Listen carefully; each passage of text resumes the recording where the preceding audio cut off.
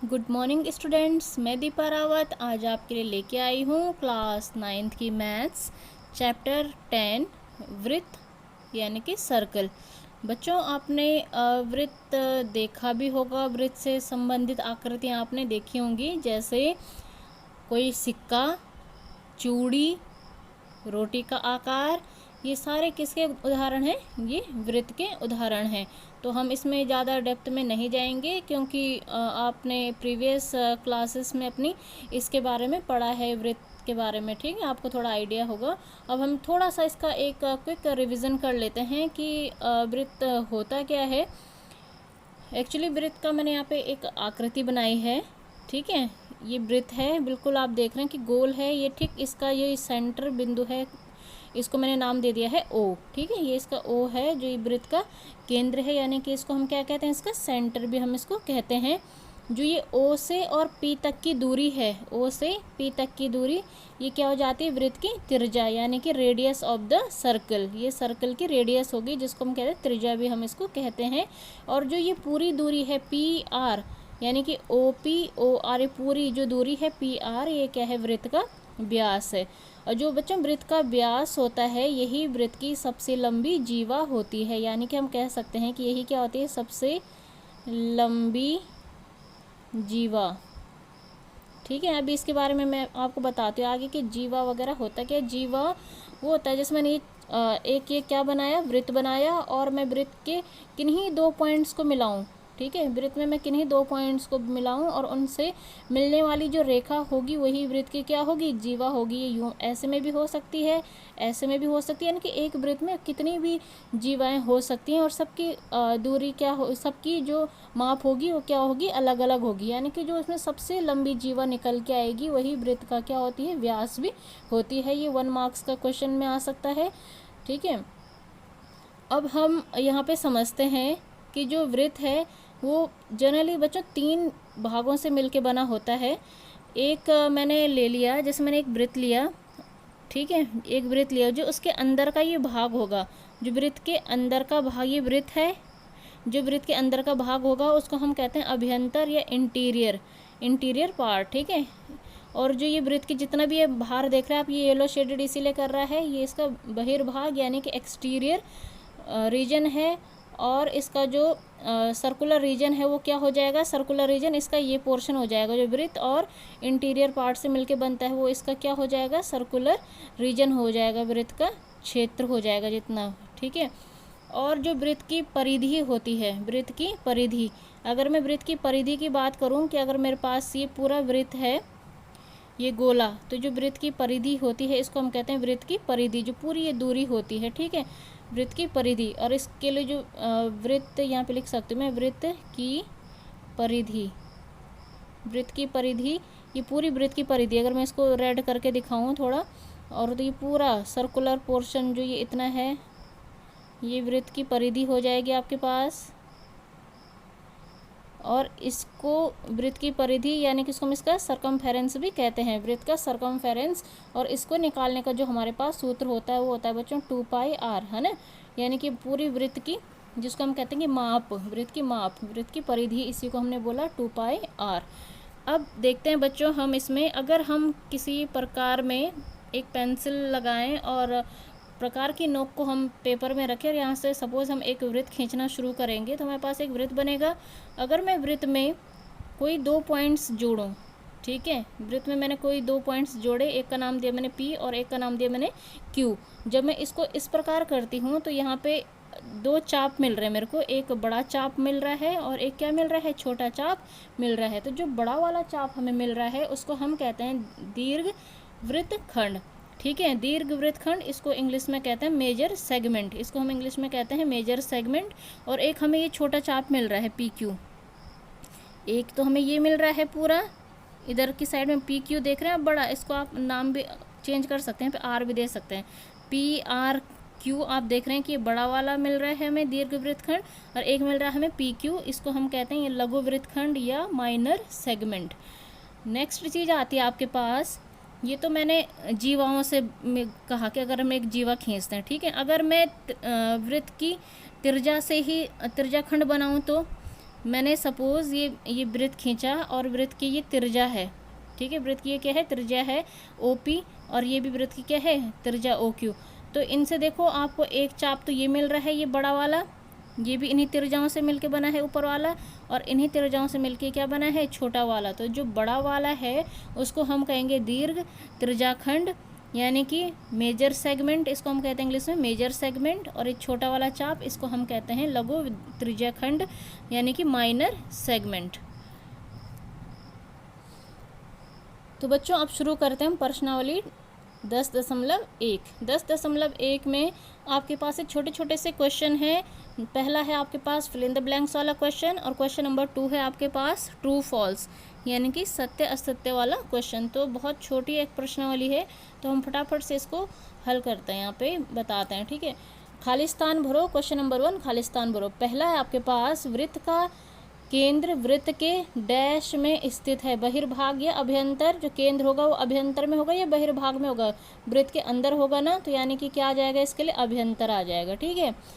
एक बिंदु जिसकी वृत्त के केंद्र से दूरी त्रिज्या से अधिक है, अगर कोई वृत्त के साथ एक बिंदु है और वो उसके केंद्र से यानी कि त्रिज्या से उसकी दूरी अधिक है, यानी कि बाहर को होगा, तो कहाँ पे स्थित होगा, वो बहिर्भाग में स्थित होगा, ठीक है। वृत्त की सबसे बड़ी जीवा वृत्त का व्यास होता है, यह भी बताया था कि वृत्त की जो सबसे बड़ी जीवा होगी वो वृत्त का क्या होगा, व्यास होगा। एक चाप डैश होता है जब इसके सिरे एक व्यास के सिरे हों। एक चाप कैसा अर्धवृत्त होगा ना, एक यू में अर्धवृत्त बन रहा है, ठीक है। तो यहाँ पे क्या आएगा, अर्धवृत्त। वृत्तखंड एक चाप तथा जीवा के बीच का भाग है। अगर कोई हमें वृत्तखंड देखना है, वृत्तखंड में जो होगा वो क्या हो जाएगा, वो किस किस के बीच का हिस्सा है, एक चाप और एक जीवा के बीच का हिस्सा क्या होगा, आपके पास वृत्तखंड होगा, ठीक है। फिर नेक्स्ट है इसका, एक वृत्त जिस तल पर स्थित है उसे कितने भागों में विभाजित किया जा सकता है, 3 भाग। अभी बताया था मैंने, अभ्यंतर, बहिर्भाग और वृत्त क्षेत्र, जो सर्कुलर उसका रीजन था, ठीक है। क्वेश्चन नंबर 2 में है आपका ट्रू फॉल्स। लिखिए सत्य या असत्य, अपने उत्तर के लिए कारण भी दीजिए। इसमें आपको रीज़न भी बताना है कि अगर आप असत्य किसी चीज़ को कहते हैं तो क्यों गलत है, ठीक है। केंद्र को वृत्त पर किसी बिंदु से मिलाने वाला रेखाखंड वृत्त की त्रिज्या होती है, बिल्कुल सत्य है कि अगर हम वृत्त के केंद्र को किसी बिंदु से मिलाते हैं तो क्या बन जाती है, वृत्त की त्रिज्या। अगर हमारे पास ये है, अगर हम इसके केंद्र को किसी बिंदु से मिलाते तो इसकी क्या कहलाएगी, त्रिज्या ही कहलाएगी, तो बिल्कुल सत्य है। नेक्स्ट है, एक वृत्त में समान लंबाई की परिमित जीवाएं होती हैं। समान लंबाई की होती हैं जीवाएं, एक वृत्त में तो बहुत सारी जीवाएं होती हैं, तो समान होती हैं नहीं, ये असत्य हो जाएगा। वो क्या होती हैं, इसके लिए कारण क्या है, ये एक वाली चीज़ यहाँ पे गलत है, तो यहाँ पे क्या लिख दिया मैंने, असमान, ठीक है। यदि एक वृत्त को 3 बराबर चापों में बांट दिया जाए तो प्रत्येक भाग दीर्घ चाप होता है, प्रत्येक भाग दीर्घ चाप होगा। अगर हम 3 बराबर चापों में बांट रहे हैं उसको, तो बराबर ही तो होंगे तीनों चाप, अगर ऐसा होगा तो यानी कि ये क्या हो जाएगा, दीर्घ चाप ही नहीं होगी, असत्य हो जाएगा, समान होंगे, ठीक है, समान चाप होंगे।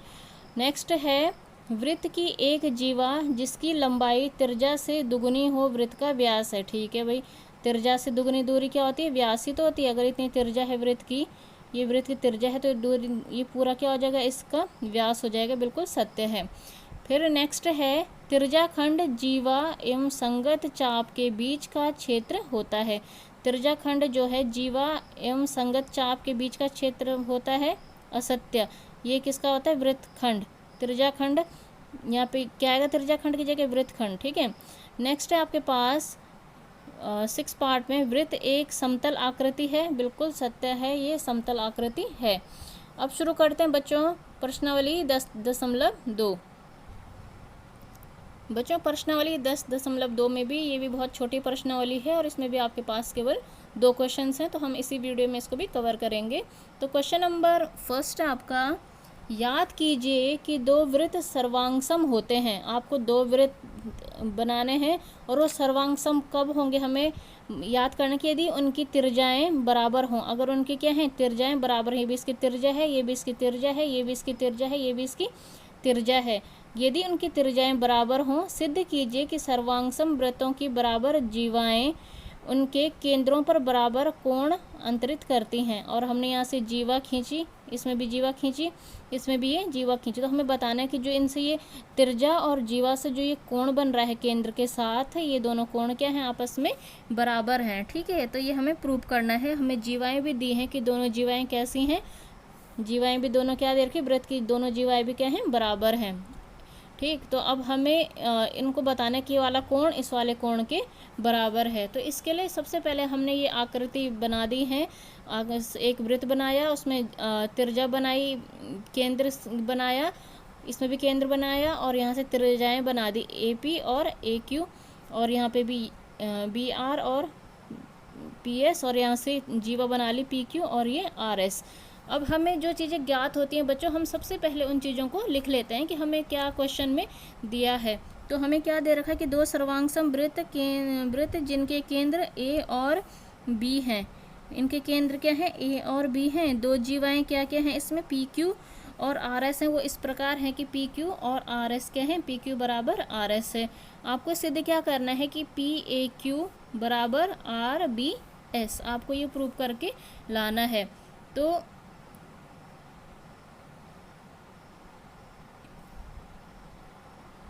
बच्चों हम इसके लिए प्रमाण में आगे बढ़ेंगे कि प्रमाण में अब हम क्या लेने वाले हैं, ये दो त्रिभुज लेने वाले हैं, PAQ और RBS। मैंने दो त्रिभुज लिए। अब देखो इनमें इनको सर्वांगसम, सबसे पहले हम इनको सर्वांगसम प्रूव कर लेते हैं ना। तो इनमें क्या क्या है सर्वांग समता के लिए, जो इसकी त्रिज्या AP है वो इसकी त्रिज्या BR के बराबर है, क्योंकि सर्वांगसम है दोनों वृत्त भाई।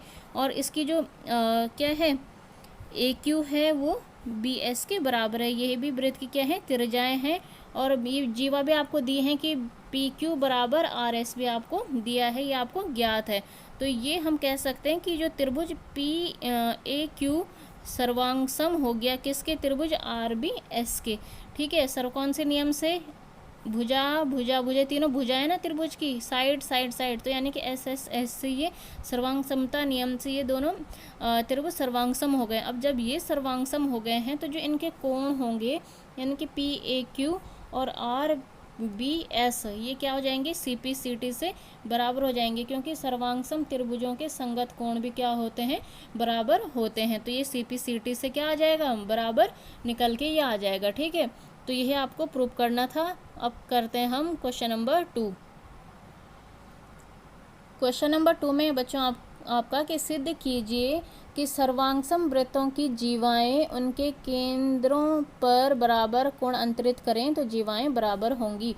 अगर हमें कोई सर्वांगसम वृत्त ये दे रखे हैं और उनकी जो जीवाएं हैं, उनकी जीवाएं ये हमें प्रूव करना है कि उनकी जीवाएं बराबर हैं यदि उनकी त्रिज्याओं के साथ ये कैसे कोण, बराबर कोण ये बना रही हैं। ठीक है, तो यहाँ पे देखो उनकी त्रिज्याओं के साथ, केंद्र के साथ ये बराबर कोण बना रही हैं। तो हमें जो ज्ञात है वो क्या है कि दो सर्वांगसम वृत्त दिए हैं जिनके केंद्र A और B हैं, और दो जीवाएं P और Q इस प्रकार हैं। ये P और Q इस प्रकार दिए हमें कि जो हमें कोण, इसमें अभी पहले वाले क्वेश्चन में हमने कोण बराबर प्रूव करे थे, हमें जीवाएं बराबर दी थी। इस बार हमें कोण बराबर दिए हैं, हमें जीवाएं बराबर प्रूव करनी है। यानी कि इस प्रकार है कि PAQ और बराबर RBS के ये बराबर है। तो हमें सिद्ध करना है कि PQ बराबर RS होगा। तो सिद्ध करना है हमें कि PQ बराबर क्या होगा, RS होगा। तो प्रमाण में जब आप बढ़ेंगे आगे तो किस प्रकार बढ़ेंगे कि हम एक त्रिभुज ले रहे हैं PAQ और दूसरा त्रिभुज ले रहे हैं हम RBS। इन दोनों को आप सेम वही करना है कि सर्वांगसम प्रूव करना है। तो इसमें आप देखेंगे कि जो इसका AP है वो इसके BR के बराबर है, इसका AQ BS के बराबर है, और इनके ये कोण बराबर है, यानी कि एंगल, यानी कि कोण PAQ बराबर है कोण RBS के। ठीक है, तो ये हमें ज्ञात है। तो इस प्रकार हम कह सकते हैं कि ये जो त्रिभुज है PAQ वो क्या आ गया है, सर्वांगसम आ गया है, RBS के ये सर्वांगसम आ गया है। तो जब ये सर्वांगसम आ गए हैं तो अब क्या होगा इसमें कि जो इनकी जो जीवाएं होंगी, तो सब कुछ इसमें ये बराबर कोण बराबर, तो बचा क्या, पी क्यू बराबर आर एस। हम कह सकते हैं किससे, सी पी सी टी से ये बराबर आ जाएगा, क्योंकि सर्वांगसम त्रिभुजों के संगत भुजाएं भी क्या होती हैं, आपस में बराबर होती हैं। तो यहाँ पे हमारी प्रश्नावली 10.1 और 10.2 पूरी हुई। आप इन क्वेश्चंस को नोट कीजिएगा, रिवाइज कीजिएगा, समझिएगा।